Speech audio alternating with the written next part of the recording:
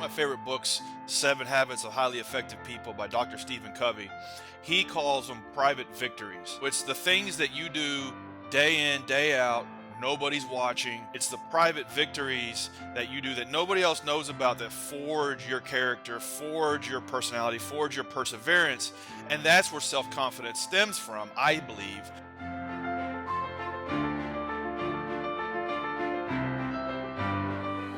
Welcome to the Superhuman Life. I'm your host, Frank Rich, and this is the only podcast in the world dedicated to helping men break free from the shackles of addiction through the power of faith and fitness. It is our goal with every episode to help you take back control and rebuild your body, mind, and spirit. And we do so by bringing you real and raw conversations with people just like you, aiming to find their place in this world while dealing with the everyday struggles and battles that we all face. Now, it is my belief that we were all created for a specific purpose. And if we can harness that belief or faith, then take control of our mind and body or fitness, then we can ultimately create the life that we've always dreamed about, our own superhuman life. I want to let you know how grateful and blessed I am to have you here with me today. Let's get on to today's show. What is going on, everybody? Welcome back to another amazing and awesome, very exciting episode of the Superhuman Life. As always, I am your host, Frank Rich. And guys, if you can't tell, I'm really excited about today's conversation. You'll hear the giddiness in me when I first get started talking with our guests here today. But those of you that have been around for a while, you know there's a couple things in this world that I'm uber passionate about. Obviously, serving others sits at the top of that list. Faith, fitness, my background in bodybuilding, and that was a big part of my life for close to a decade. But prior to that, and many of you know my story, you know my life story. I've shared it over the course of these 80 plus episodes that we've recorded up to this point. But one thing for me, going all the way back to my childhood and teenage years, and even my early 20s, and when I started my first business at 30 years old, one thing that has always been a passion of mine has been entrepreneurship, has been business building, has been getting into the minds of business leaders, some of the greatest, entrepreneurs, some of the most successful people in the world. I mean, that's outside of this podcast and the coaching and building Rebuilt Recovery. Outside of all that, I would really say entrepreneurship, building businesses is one of the biggest passions that I have into the world. So I'm so fired up for this conversation. Because I'm talking with an individual that has taken a childhood side hustle, a childhood chore for many of us, and he built it into a 8-figure business. And we're talking about cutting grass. You guys know I've shared this story when I was 12, 13 years old, pushed my dad's lawnmower around the neighborhood, knocking on doors so that I could make 20, 30 bucks, whatever the case. And that was big for me back then. I mean, anytime I wanted something big and beyond, what we were able to get as far as like bare essentials, anytime I wanted something big, whether it was, super expensive pair of shoes, I was big into Jordans as a young kid, or a jersey, specific jersey, which you guys will hear about a little bit later in this conversation.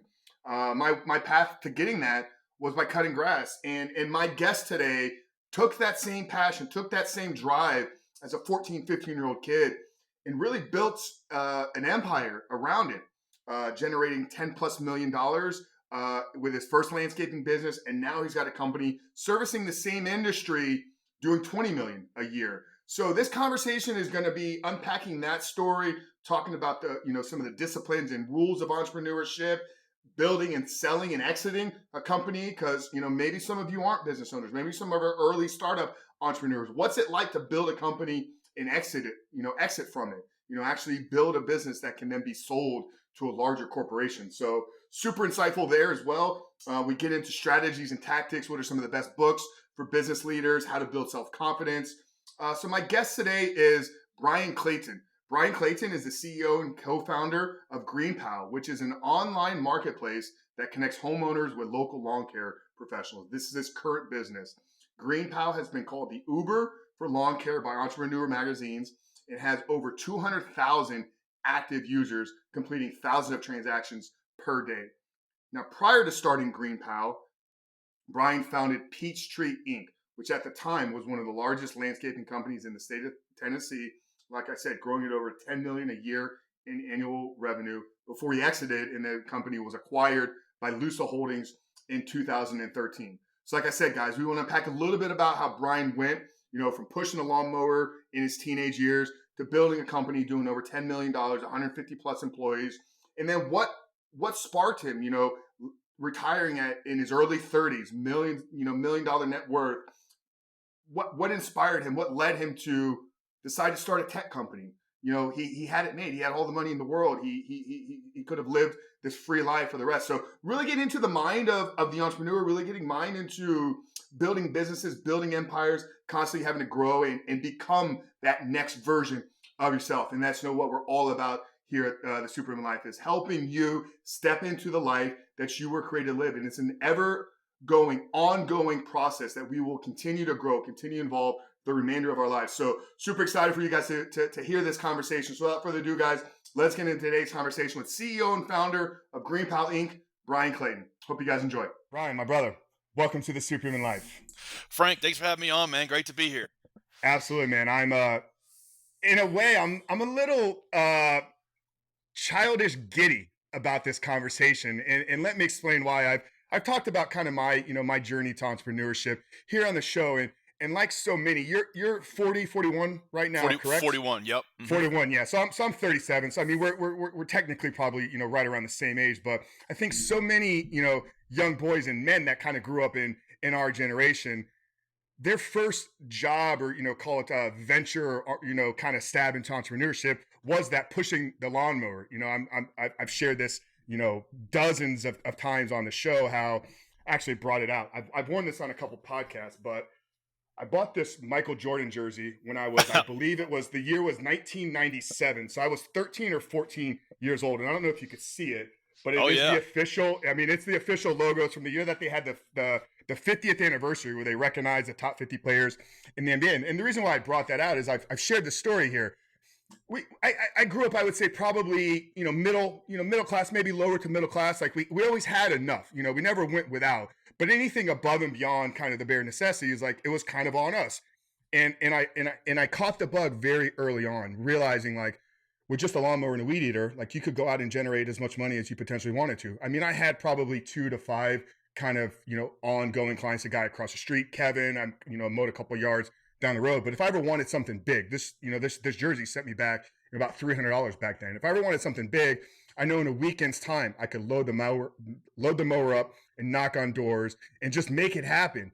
And I know your story is very similar. You started this business in the landscaping very, very young. But what I want to do, Bryan, is I kind of want to go through the story of you really building your first company. I want to get into GreenPal and what you're doing with the Uber of lawn care and some of the stuff today. But selfishly for me, I really want to talk about the story of you, getting started and then building it to 10 plus million, and then the exit side of things.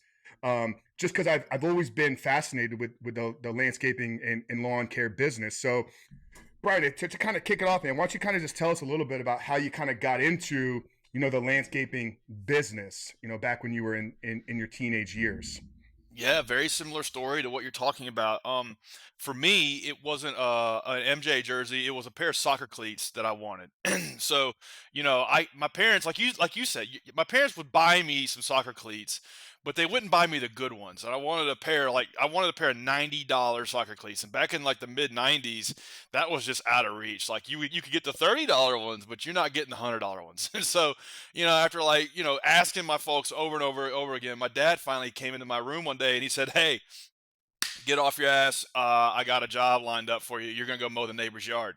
And I luckily we weren't living in a democracy, and so he made me go cut the neighbor's grass, and thank God he did, because after that I made like $20 for an hour's work, and I thought, man, this is awesome. If I just do this like 5 more times, I can get the cleats I wanted, and that's exactly what I did. I got done, I got paid, and the first thing I did, I went to my old school computer and on Microsoft Works at the time, and like made up some flyers and passed them around the neighborhood. And I had like 10, 15 customers that first summer. And I got bit by the entrepreneurial bug, and particularly in the lawn mowing industry. And this stuck with that business. And something about, just always having, the ability to chart my own way through life, make as much money as I wanted to make, not ever have to like be without.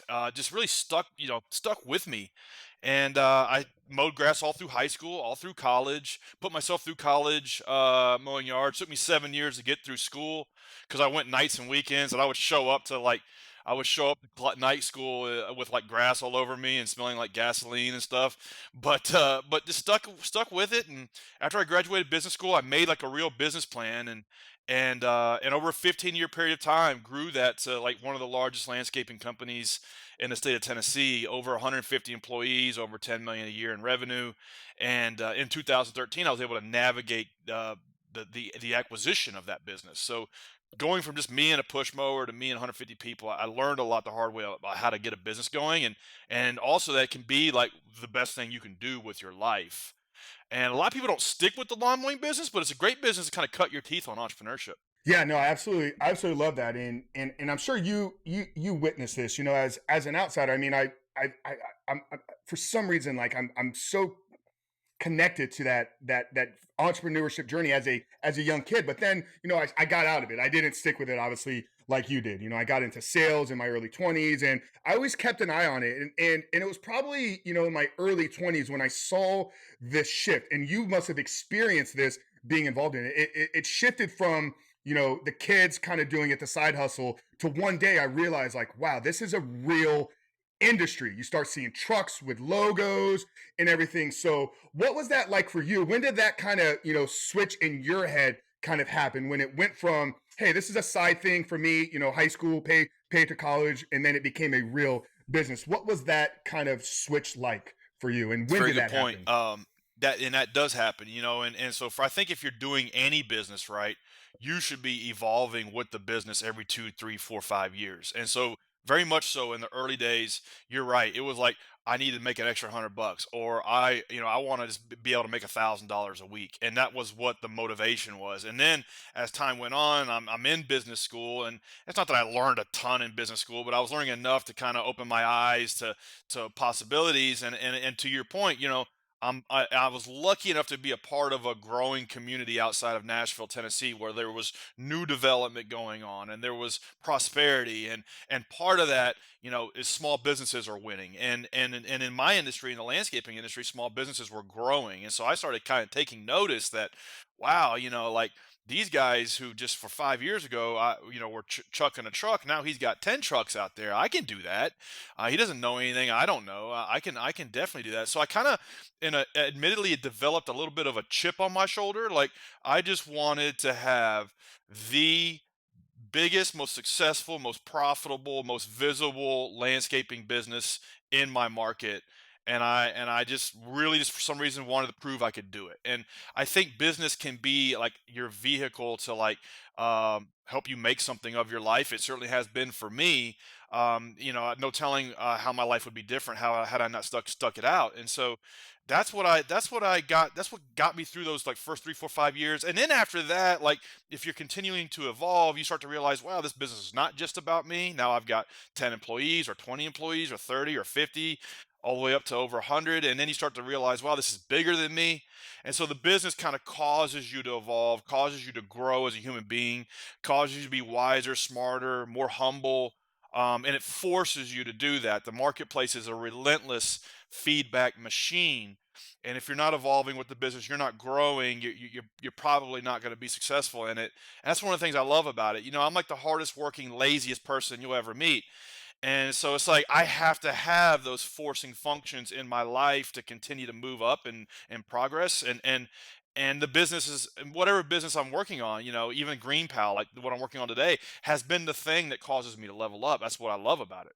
Yeah, I forget where I heard it, but somewhere along the lines, I've heard like entrepreneurship is, the most successful, personal development course that you can get into. Like you want to really learn who you are. You want to really be forced to grow and level up. Kind of, using your terminology here, like start a business, because in the early stages, like you're gonna have to navigate. You're gonna have to grow. It's gonna involve books and whatnot. Was entrepreneurship something like in the home? Was this something that you got from your parents? Where did this kind of knack for entrepreneurship and building businesses come from? Was this passed down through your parents, or was it just something kind of innate inside of you? Great question. So first generation entrepreneur. You know, for me, like my mom was a school teacher. My dad was a leader in manufacturing, and so it's like nobody in my family had ever started a business. So this was not like part of like my DNA. In fact, I was kind of going counter to that. It was seen as risky, and you know, in the '90s and even probably up to 2008, if you put entrepreneur on your like business card, you were a loser. Like that was like like that was like code for loser. Like, it was entrepreneurship only just recently got sexy in the last maybe decade or 15 years. So it's like it wasn't like a clear defined option to pour your life's energy into. But luckily, you know, a couple things happened. I got exposed to it early on, and I realized I could work as hard as I wanted to and get the things I wanted out of life. And then when you're running that type of service-based business, a lot of times you're exposed to different people in terms of clientele that you may not have otherwise met. And so like I had a lot of rich people that I worked for, and I could watch them and look at what they were doing and observe how they were like making money and putting money to work and how they thought. And a lot of them were business owners. I remember one guy who I worked for was just filthy rich, and like he owned an insurance business, and I'm sitting here like talking to this guy, great guy. He's not any more smarter than I am. So it's like this stuff exposes you, like working for like a wealthy clientele exposes you to possibilities. So that was part of it too. Um, and then the other part of it is like you're working in the higher end parts of town, you the big houses, the swimming pools, you're sitting there mowing the yard while they're laying out by the pool, and you're like, that's going to be me one day. And so and I actually did that. I set a goal that the clientele I was serving and the yards I was mowing in the wealthy parts of town. I thought at 20 years old, I said by 30 years old, I'm going to live in this neighborhood, and I did it by 29. And so just seeing that, being around it, you're in the business, you're exposed to a level of people that are executing at a high degree. It's all good stuff, and that's kind of how it helped me with my journey, how my life unfolded.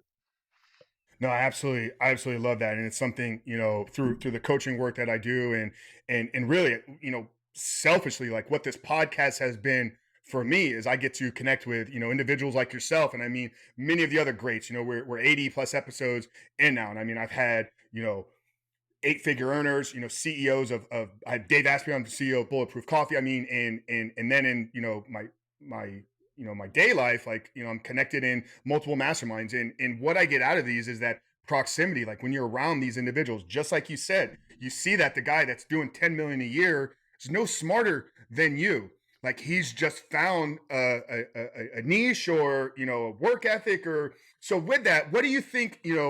If it's one, two, three kind of things that separates the uber successful, the people, maybe it was the first lessons you've learned from some of these people, or kind of even in your own journey, like what have been kind of the traits or characteristics that you've had to develop to take you to that eight-figure plus a year.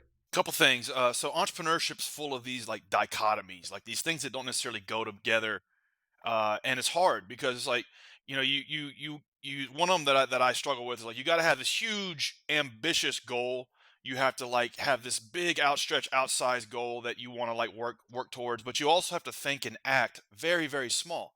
So it's like it's execution at a very small level over and over and over and over again that begins to compound over time, but you also have this huge goal.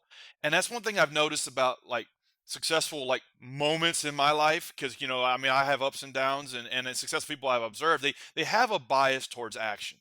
Like they don't sit there and just look at the real estate deal for a year and toil over and analyze it. They just do it and figure it out as they go, and or whatever it is. It's like they have a bias towards action. They get in there and they just figure it out and they get stuff done. And they also like they leverage but they don't leap.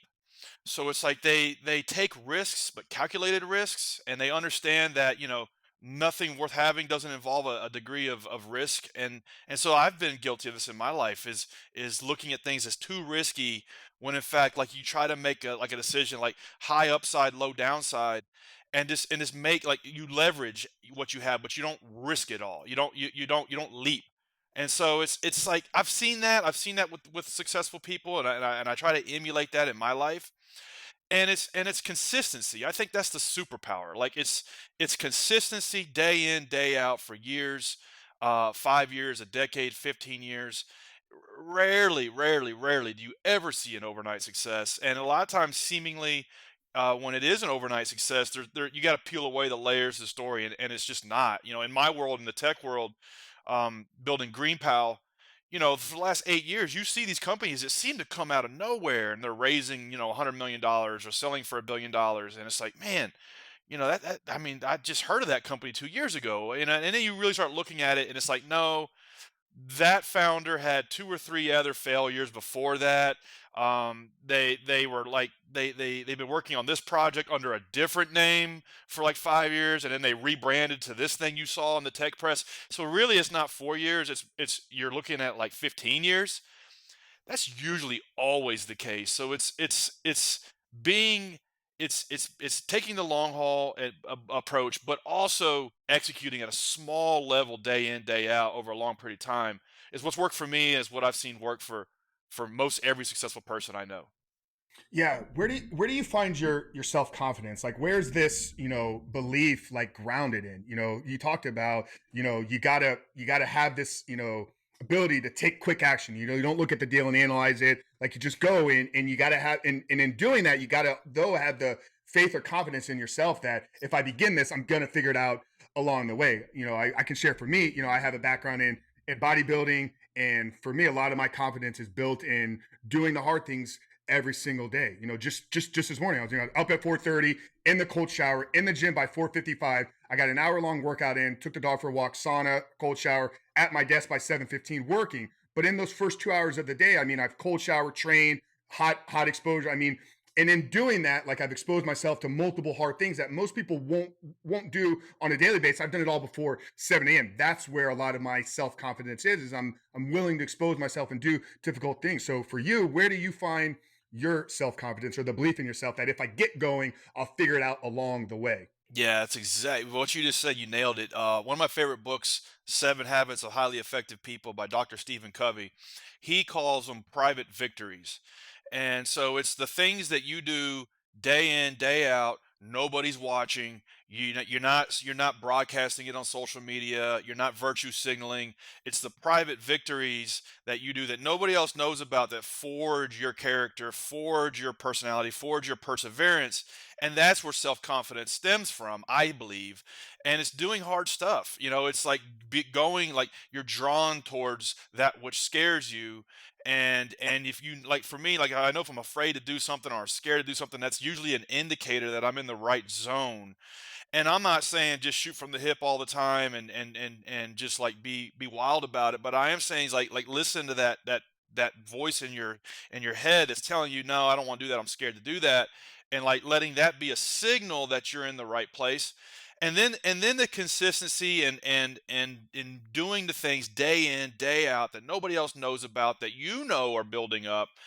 That's where you can just stand there like stoically and look somebody dead in the eye and say, no, you're full of shit. I actually, it's this, because I've done it for the last 5 years, and it's like, it's there's just no way to shortcut that stuff. And it's not fun. It's just not fun. Like, I mean, maybe you can enjoy the process, but I mean, all of this stuff, it just takes the discipline. And like, one of my favorite quotes is a Mark Twain quote. And he says, "I hate writing, but I love having written." If Mark Twain hated to write, it's okay for you to hate to get out of bed at 4:30 in the morning and hit the gym. It's okay, but you got to do it. And that's where the self confidence comes from, I believe. And I've gone through ups and downs over 22 years of business ownership and personal growth, struggling with this stuff and trying to figure it out for myself.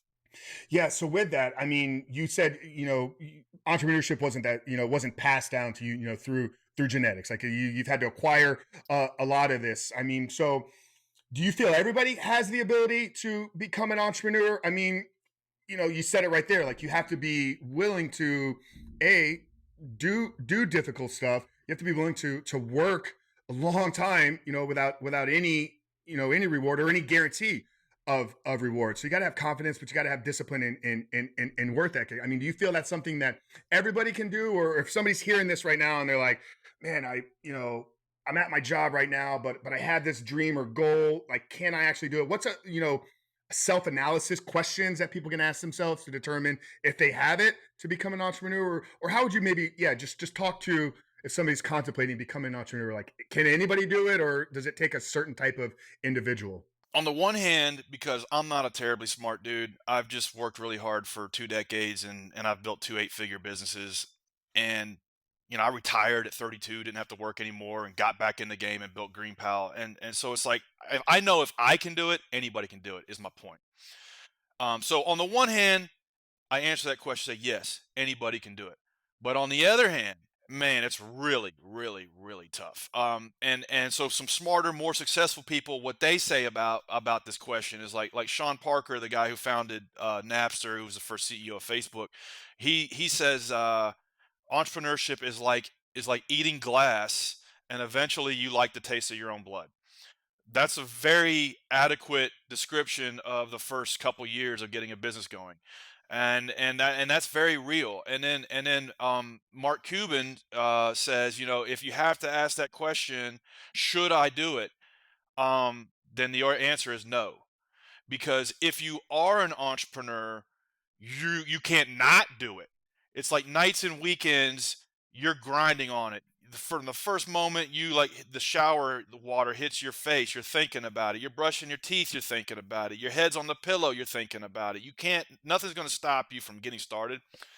So those are kind of like those guys, I think, have earned the right to give that really candid feedback. I'm not successful enough to tell somebody they can't start their own business, but I'll quote those guys, and then but I believe if I can do it, anybody can do it. So somewhere in the middle, I think might be the correct answer. Yeah, no, I absolutely love that. I shared this on our last episode. In my late 20s, by 28, 29, I was an executive in a corporate recruiting firm, very well paid, very well compensated, had an, corner office. Like I just had the cush, the dream, uh, living the dream, so to speak. Like it was set.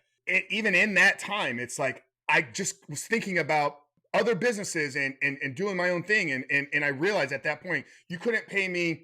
There's no amount of money that you could pay me to make me an employee. I'm just not, I don't want to say I'm not employable, but I've always had, maybe bigger dreams or aspirations, or the desire to do stuff on my own. Like I see a problem and I'm like, I can figure out a better solution. So I agree 100%. Like if you got to ask that question, should I do it? Then no, it's probably not the right case for you. You should have that bias. You should have that bias. You should just automatically want to do it. And the other point I'll make is like as you're doing it, as you're getting into the game, um, the concept of like work life balance and all of this, I mean, to me, like it's going to be 30, 40, 50, 60 hours a week working on the thing, the business, the side hustle, the product, whatever it is. And then you need another 30, 40 hours a week to learn. Like if you're going to try to get in business, your living room must become a classroom. Your car must become a mobile classroom. There are not enough hours in the week for you to learn the things you're going to have to learn to execute, to do whatever the hell it is you're trying to do. And that's one thing I think gets skipped over is a lot. You're gonna have to turn off Netflix. You're gonna have to turn off Amazon Prime. You're gonna have to turn on YouTube University. And it's just like it doesn't matter what the heck it is you're trying to do. Let's say you mentioned bulletproof coffee earlier. Maybe you want to like invent or market a new coffee brand. You need to be watching every conference about like direct to consumer products, and you need to be watching every person that's talking about that stuff and how to market that stuff and how to brand that stuff, and all that stuff is right there at your fingertips. And what a great time to be alive and try to start a business, because now we can like learn from others so much easier than we could, back in the day when I was starting my first business. This stuff was like not available.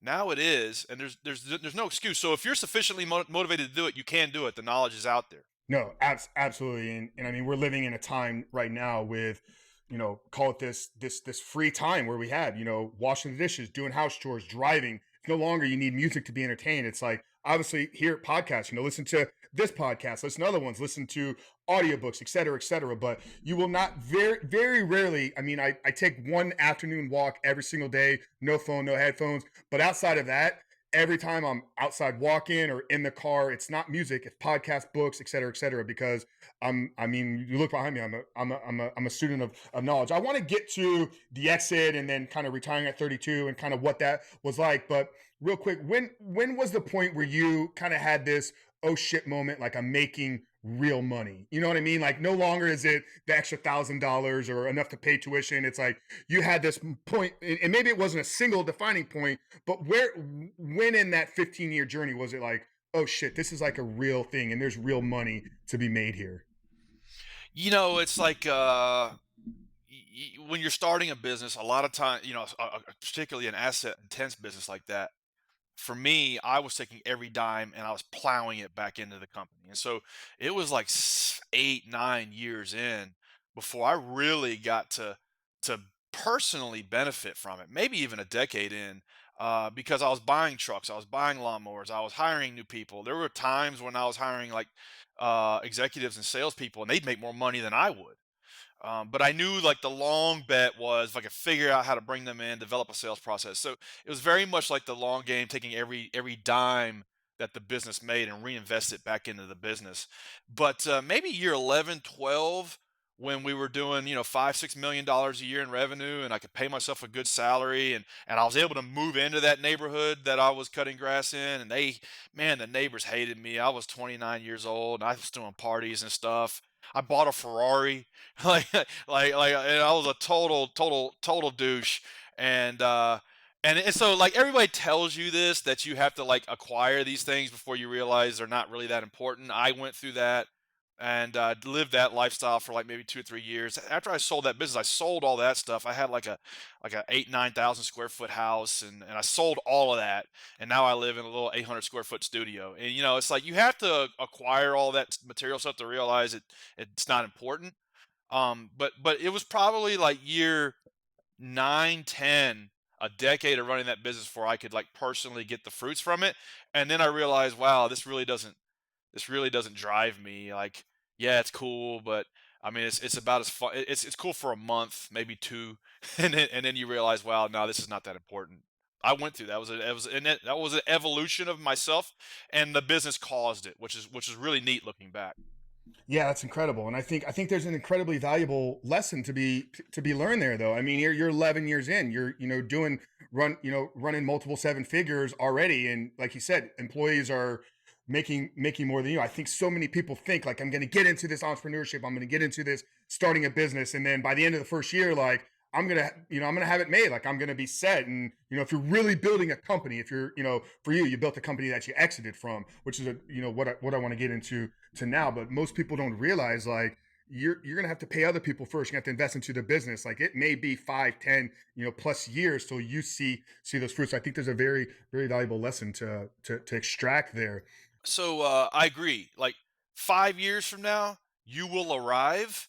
It's just a matter of where. And you might as well arrive with some kind of like asset, some kind of business that you've built from scratch. Yeah, it might suck for 5 years, but the time is gonna pass. You might as well spend it working something that you can like breathe life into and be proud of, and is prosperous, and is helping employees, and it's helping you get further in life, and rather than this sitting in a cubicle somewhere. That's the way I look at it. But when I sold the business, I arrived at the decision to sell the business very like rapidly when I realized that like my personal growth had plateaued, and that was the thing that I was getting out of the business was I was accomplishing things that were outside of my skill sets, and that it was causing me to do things that I wasn't necessarily like equipped to do. But after I kind of plateaued as far as that stuff was concerned, it's not like I conquered the world, but I'd kind of like grown it to as much as I wanted to grow it, and I thought, well, maybe it's time to do something else with my life. And from the moment I made that decision to like the moment I was able to get the business sold was a little over 2 years. So that was a really really challenging thing to do, to get that business acquired. Ideally, you work like an exit plan, and you say, okay, 5 years from today, I'm going to attempt to sell this business, and then you work backwards.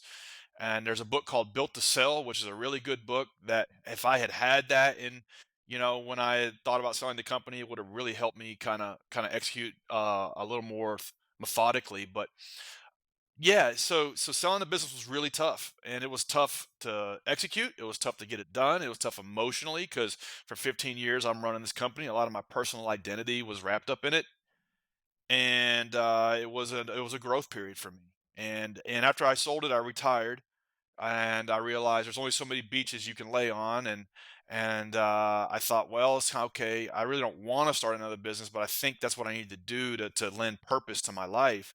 And I recruited two co-founders, and the idea for GreenPal, which is the Uber of lawn mowing, was a clear one for me because I'd kind of seen the inefficiencies in the marketplace for over a decade, saw what Uber and Airbnb and Lyft were doing. I thought, you know what, I can do that.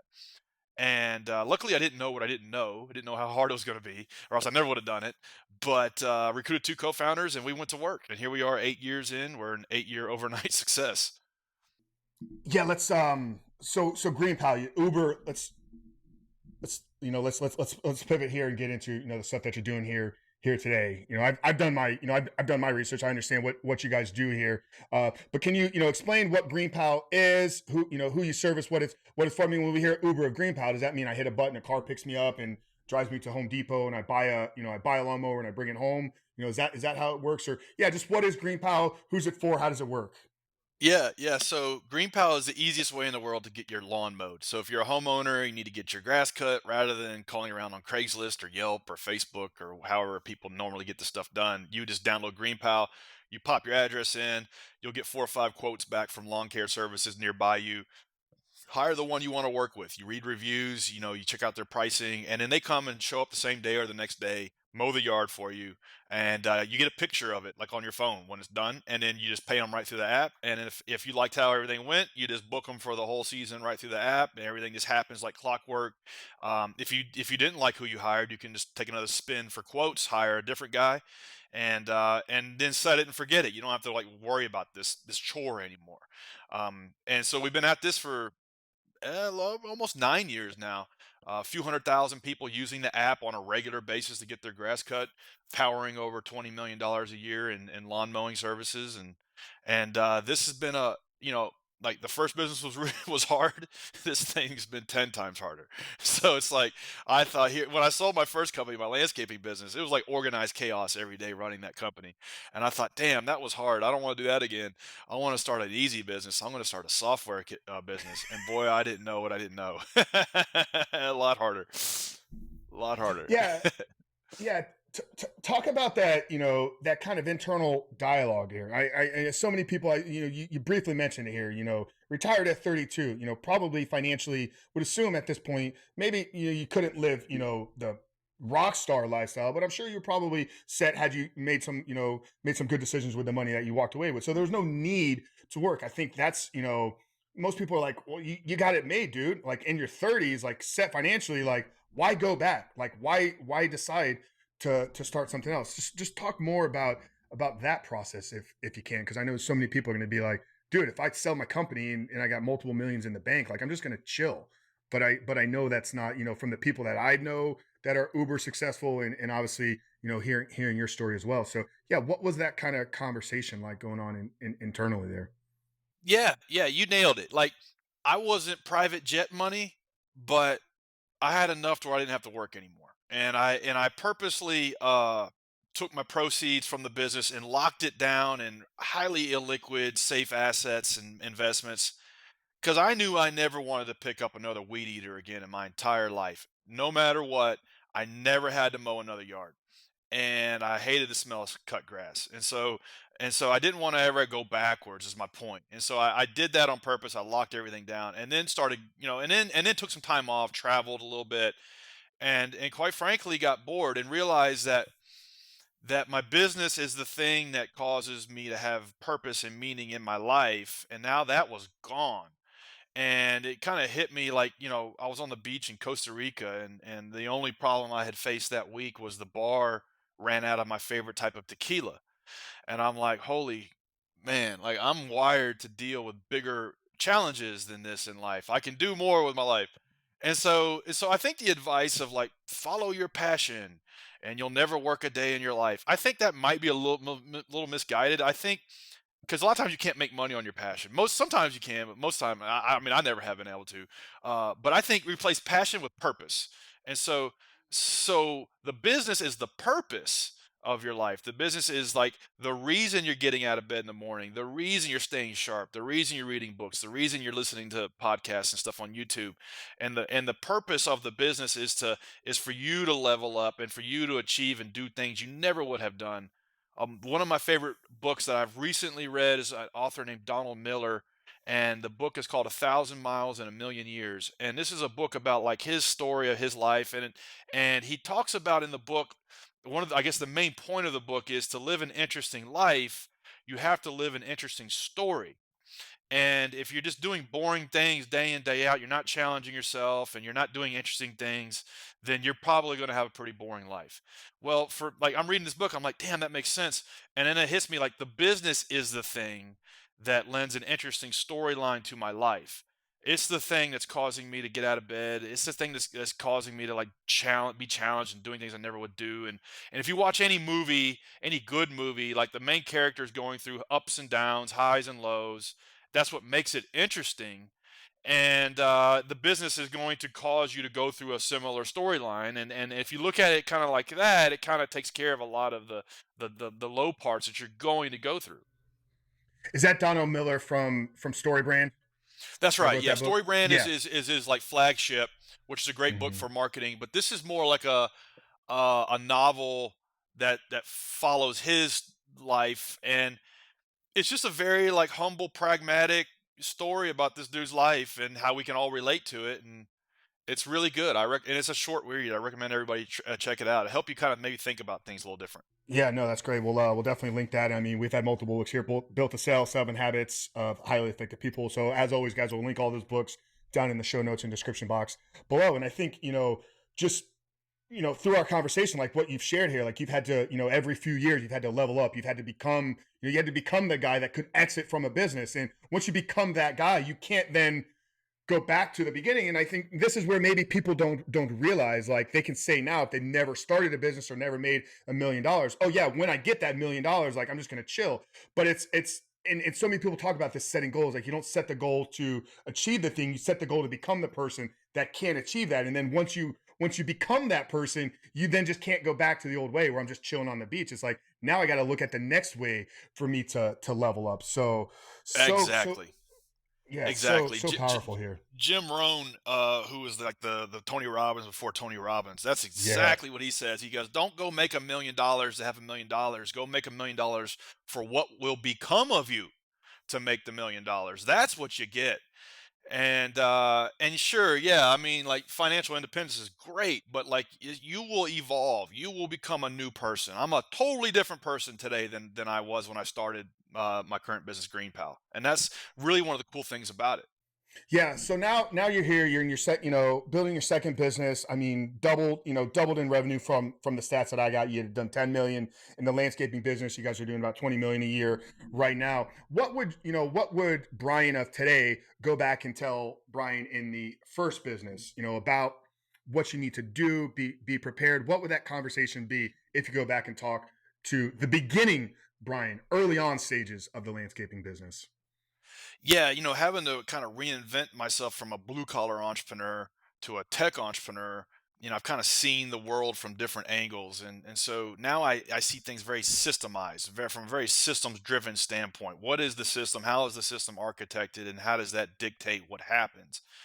Whereas, in the first business, it was very much hand to hand combat. It was very much relationship based. It was very much like get in there, like figure it out and deal with it over and over again. So if knowing what I know today, if I could like jump in the DeLorean and go back, I would like challenge myself to to audit the amount of time I spend on a weekly, monthly basis working in the business, and try to set out more time to work on the business in terms of systems, in terms of like routines, processes, and how I can leverage technology to implement the system. Because that if you really look at the problems you're facing on a over like redundant over and over again basis in your business, a lot of times if you would just like really take a step back and develop a process or a system to address it at the root cause, and like ask why 5 times. Like, why is this customer pissed off? Well, because we left them hanging. Well, why did we leave them hanging? Well, we left them hanging because so and so didn't show up on time. Well, why didn't so and so show up on time? Well, because there wasn't a process in place for them to let us know if they weren't going to make it. Well, okay, well now we need to develop a process. Like really like asking why 5 times to figure out the root cause of everything you're dealing with and develop a system and a process to eliminate it almost. If I had thought like that in year one, two, three of building my first company, I probably could have had, double or 3 times the outcome. But that's okay. It's like you go through levels in entrepreneurship. You learn this stuff as you go. And now I think differently today than I did back then. And that's the cool thing about it. Should everybody starting a business, every young entrepreneur, should they go into it with the intent to exit, to sell? I'm in the process now of building, I guess what would be my third business, my third company. The first one was a ticket brokerage. We were very similar to StubHub, Vivid Seats, kind of small time competitors with them. Got that up to almost 600,000 annually a year. It was a short run. Very immature business owner, very immature financial manager back then. So I made a lot of very, very poor decisions.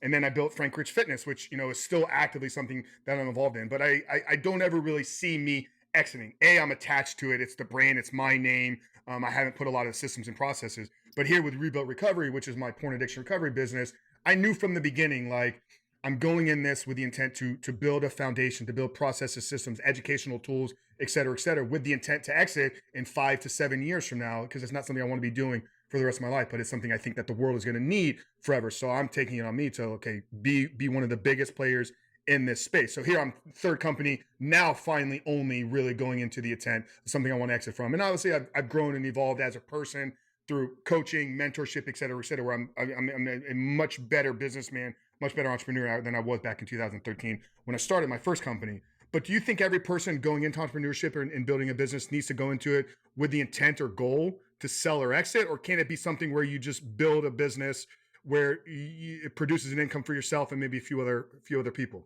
I think it almost doesn't matter, but you got to pick one. I think like you need to pick one or the other because I think there's times I've ran my businesses as a lifestyle business and as like my personal like lifestyle business. It's very different than building a company that can be acquired by a national organization doing hundreds of millions or billions of dollars a year in revenue. So you kind of have to pick. And the things you're going to be doing running like a lifestyle business, something that maybe you go to Las Vegas and you throw it on the company credit card. I've done that, and it's like you can't do that if you're thinking about selling a business. Like you have to run it clean. It has to like stand on its own. It has to sing for its supper. It cannot mix with your personal affairs, your personal dealings. So you kind of have to make that distinction early on. I think it can help. I mean, you can certainly like reverse engineer it and try to like fix all the stuff about your business. And if you want to sell it, that's what I did. Let me tell you, it's not fun. You don't really want to do it that way. And in many ways, I got lucky that I was able to get the company sold. And so I wouldn't recommend. I would recommend like managing your personal psychology, understanding what you want, and then making a decision and working a plan backwards. Now, not every business needs to be built to be sold. Like there's people that use our platform, GreenPal, to run their lawn mowing business that make 200-300 grand a year, like take home, and they go buy real estate. Like they're like they have one employee and they're putting like multiple six figures in their pocket, and then they go buy a rental house every year. And I know people that do this. Like I coach them like just for free as a hobby. Like I mentor them, and because I do some investing in real estate too. So it's like you can you can be self-employed and run a really profitable small business being self-employed, and then reinvest the proceeds into durable assets and durable sources of income, rinse and repeat, and do that for 10 years. You probably will get out ahead over the guy who wanted to sell his business. Maybe, I don't know. My point is like there's not like one path. You can do one or the other, but you can't do both.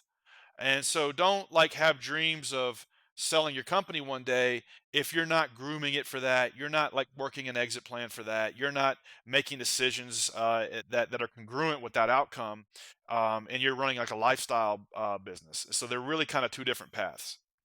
So I guess really probably the most important thing then would be self awareness, like knowing who you are and ultimately what you want. If you want the couple hundred grand a year, you want maybe the 30-hour week, lifestyle laptop business. There have a lot of people, a lot of friends that they love to travel the world. They're in one beach. They're one part of the world one day in Hawaii, and then 2 months later they're in Bali, and they want to work Monday through Thursday 8 hours a day and then 3-day weekends, and it's they're very happy with where they're at. So I guess it really probably comes down more than anything self-awareness of who do I want, and then ultimately what do I want my life to become. And then once you make that choice, then build the plan and then just execute upon that, small little things every single day, consistency, the kind of stuff that we were sharing back at the I agree. beginning. I agree. And like it's almost like one is not better than the other. But you got to pick. You got to pick because if you want to live in Bali or Thailand and you want to make an extra 10 grand a month, that's cool. That's what a great life. But it's going to be hard to build a $5 or $10 million business doing that. That can be acquired. Um, so it's okay. Just pick it, make a plan, work the plan, but they're not all the same. Yeah. Talk about mentors. What role have mentors, whether it's, digital mentors. We've shared a lot of books here. We talked about the importance of podcast and always having kind of your ear into something. Have you had personal mentors and coaches kind of along this way? I mean, I know you shared that you do some personally coaching and mentoring now. So what role has mentors or coaches played in your development as a business and as an entrepreneur? So this is something I struggle with because I think like a lot of times new business owners will like the first thing they need to do is go get a mentor and like that'll put them on, and it's like I don't know about that. Yeah, mentors are good, but a lot of times they just happen organically, just through the day to day, like doing stuff and getting stuff done. So step one, I think, is just go to work. Like y- like I said earlier, turn your living room into a classroom, turn your car into a mobile classroom. Like I have 100 mentors, but they've never met me. They're on YouTube.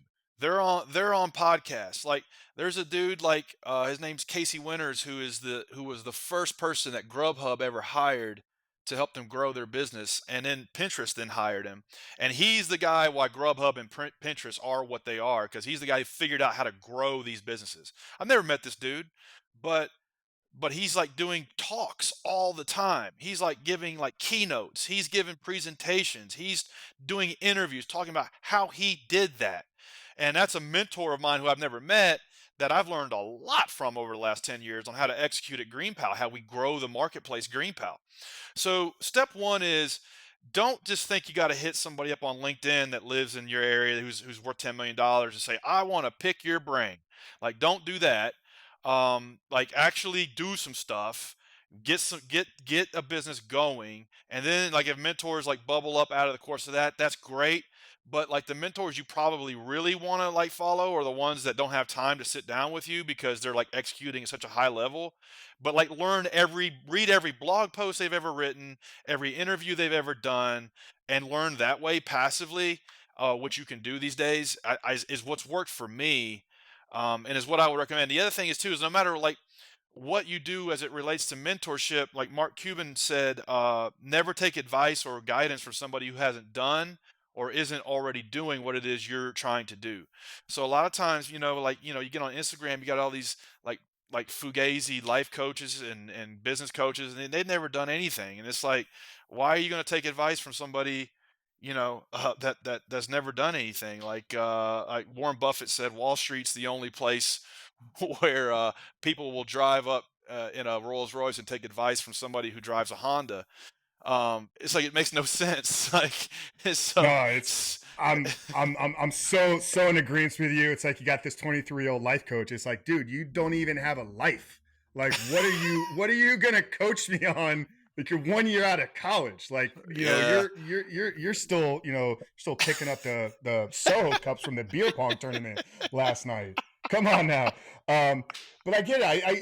I agree. Probably one of the greatest mentors is failing. Try and fail, and then the mentor yeah. is the experience of having to figure out the solution for what I just wasn't able to do. And I can't tell you, how many mentors along the way, through multiple jobs. And it was kind of the same thing with you. You talked about getting into these neighborhoods where you were cutting the grass. You got around the proximity with the right type of people, and whether they knew it or not, they became a type of mentor for you. Maybe it wasn't a conversation, but maybe it was just seeing like how this guy, his morning routine, how does he, walk to the car, or what is he doing when he gets home at night, how's he, spending time with his kids after a long day, just kind of these picking up through the proximity of being around the right people. But yeah, don't get caught up. I feel so many people, especially in today's world with digital social media, you have so many courses and events and seminars, and people, they attend these things because they're getting this dopamine hit, like they're doing something. Like if I go to an event, like I'm doing something, I'm a business owner. But you spend $1,000 on 2 days in the weekend, but then you return home and then you don't do anything, you don't execute upon it. So I think that's Yeah, what it comes down to is I call it really what you. I call it fake work. Fake work is all of that BS that is not driving any of the metrics you're trying to drive in the business. And it could just be, I need 100 customers. I'm just getting started. Well, pass out some flyers or make some cold calls or grind out some cold emails. Like go like the inputs that get to those 100 customers. That's what you need to be doing. And if you want to go to a conference once a year and meet some people that are at a high level, that's fine. That's fine. I have no problem with that. Um, but that's not the thing that's going to make you successful. It's the grind, it's the slog, the early days of like holding yourself accountable to achieve the small goals that are inching you towards where you're trying to get. That's what makes you successful. Yeah, that's Mark Cuban. You mentioned Mark calls that the wantrepreneur versus entrepreneur. Like they want so bad to experience what it feels like, but whatever it is, it's the lack of belief or confidence or just the discipline and work ethic to actually get out and go do the things. I mean, you talked about you built your first business with printed flyers on a piece of paper from a Word doc. I built a 6-figure coaching business in the online space, coaching online without a website. I can't tell you how many people in the first couple of months were like, "Oh, just send me your website, for the information." I was like, "I don't have one." Like, you have a business without a website? Website doesn't pay any money. Like me Yeah, coaching my clients I'm is what here. generates. I'm here. That's Exactly. what's Exactly. So, brother, I want to be super respectful of your time here. I know busy man. So, we have one final question we wrap up every single episode with. But before we do that, Brian, where can people, listeners, if they want to learn more about GreenPal, or if they want to connect with you socially, just to hear more? I know you're putting a lot of content out there with the podcast and everything that you've been going on. So we're hanging out these days online. Where can people connect with you if they want to learn more about GreenPal and this yourself and what you have going on personally? Yeah, anybody listening to this doesn't want to waste time mowing your own yard. You can just download GreenPal in the App Store or the Play Store, get hooked up with a good lawn mowing service in less than a minute. And then anybody who wants to reach out to me, I hang out on Instagram more than anywhere. So Brian M. Clayton, just drop me a follow and a DM there. All right, incredible. And yeah, once again, guys, we'll get all that information plugged down here in the show notes. So, Brian, last question. We end every single episode with this. Obviously, the title of the show is The Superhuman Life. I shared with you before we started recording the type of work that I'm doing, with helping men struggling with porn. So, the podcast for me, I started this, almost 2 years now. And it was a result of really my own kind of personal transformation. I had a background in fitness and bodybuilding. I'd been a fitness coach and competitive athlete for about a decade plus. But I went through a radical transformation in my life. I mean, finding my faith, kind of really taking a deeper look at who I was, what I was doing, and I really had to work through some of my own personal demons. And in that process, I came to the conclusion that I believe that we were all put on this earth for a very specific purpose. You talked about your purpose being building these businesses. So I have a belief that we're all given a purpose here in this world, and then we're given this body, so this one vessel to really experience and live out this purpose. And it's our job to identify that purpose and then fully embrace and harness this physical body that we have through fitness, mindset, etc. So when I talk about living a superhuman life, for me, Brian, it's more of a belief system that attaching your purpose to your work ethic and really embracing your physical body. So for me, that's kind of the belief system of living a superhuman life. But I like to get the guest take every single time as we end the show. So I know it's a little off topic. We're talking about business and building GreenPal and et cetera. But Bryan Clayton, as we wrap up here today, how would you define living a superhuman life? Living a superhuman life for me is looking back every 3 or 4 or 5 years and being a completely new person, a completely evolved person. I think there's a Japanese proverb where they say if a man goes away for 2 weeks and comes back, you should not be able to recognize who he is because he's grown so much. And so I think if you're constantly moving forward, you're constantly learning new things, you're constantly being humbled, you're acquiring new wisdom, you should like progress and evolve and complete and be a completely transformed person every 3, 4, 5 years. If you're not really pushing yourself hard enough. And for me, it's not like I'm some David Goggins type where I'm just like get up at 3 o'clock in the morning and go run 20 miles. I'm not that motivated.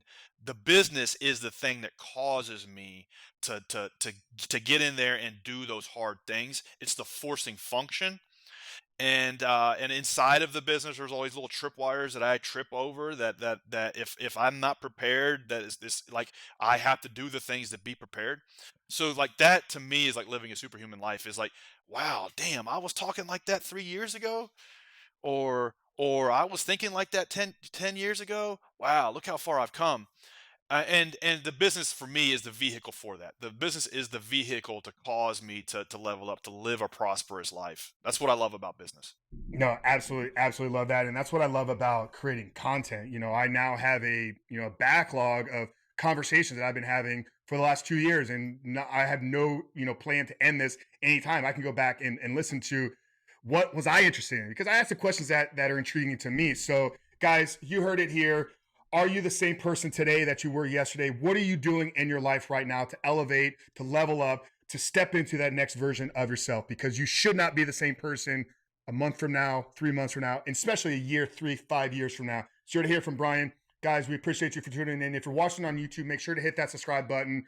Also, let us know what you took out of today's conversation. What was meaningful? What was valuable to you? Drop us down there in the comment. For you guys listening on the audio side, whether it's Apple, Spotify, podcast, make sure to hit subscribe. Also, most important, if someone in your life needs to hear this conversation, do us this favor, do us this blessing, and share this conversation with them. But for Frank Rich, Bryan Clayton, level up, step into the next version of yourself. We'll see you guys on the other side.